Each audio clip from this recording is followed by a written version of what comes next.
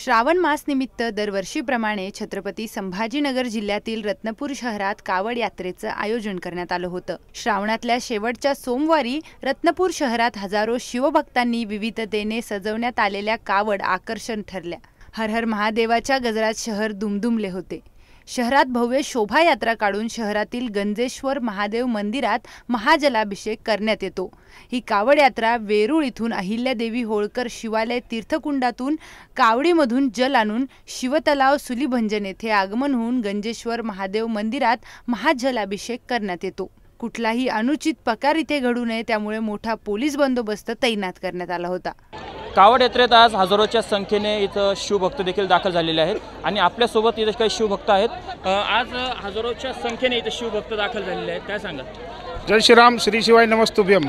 आज श्रावण महीने के चौथे सोमवार के निमित्त वेरूळ दुष्णेश्वर महादेव मंदिर से गंजेश्वर महादेव तक कावड़ यात्रा का आयोजन किया गया था। इसका दूसरा वर्ष है ये, और हज़ारों की संख्या में भाविक महिलाएं कावड़ वेरूळ से पैदल कावड़ लेके यहाँ पे जलाभिषेक करने के लिए आए हैं और ये कंटिन्यू चलेगा। हर साल बसाल ये पारंपरिक बनते जाएगा। जय श्री राम।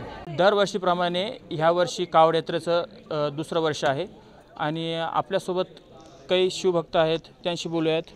आजची जी कावड यात्रा होती ती फार शिस्तबद्ध कावड यात्रा काढण्यात आली होती आणि महिलांचा उत्साह इतका छान होता की ही कावड यात्रा 12वे ज्योतिर्लिंग घृष्णेश्वर इथून सुलीभंजन येथे गंजेश्वर महादेव मंदिर शिव तलाव येथे जलाभिषेक करून महाआरती करून येथे संपन्न झाली।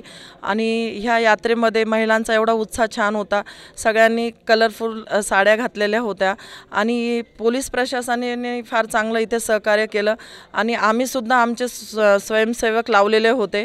मला असं वाटतं की हे एक कावड यात्रेचं फार चांगलं उदाहरण आपण देऊ शकतो बाकीच्या कावड यात्रांसाठी की समन्वय करून आपण कुठली गोष्ट केली तर फारच चांगला त्याच्यामध्ये रिझल्ट येऊ शकतो। काय सांगाल? प्रतिसाद म्हणजे पोलीस प्रशासनाने खूप सहकार्य केले आहे। कुठल्याही प्रकारचं गालबोट म्हणजे लागू दिलं नाही व सर्व म्हणजे त्यांनी कालपासूनच सगळ्यांना धरून चालून दोन्ही समाजामध्ये एक गोडपणा आणलेला आहे आणि एक समाजाला एक चांगली शिकवण आहे। नक्कीच एक हजारोच्या संख्येने शिवभक्त इथं आलेले होते आणि मोठ्या छान उत्साह इथं पार देखील पडलेला आहे। मी गौरव जोंधळे, सुदर्शन न्यूज, छत्रपती संभाजीनगर। गौरव जोंधळे, सुदर्शन मराठी, रत्नपूर।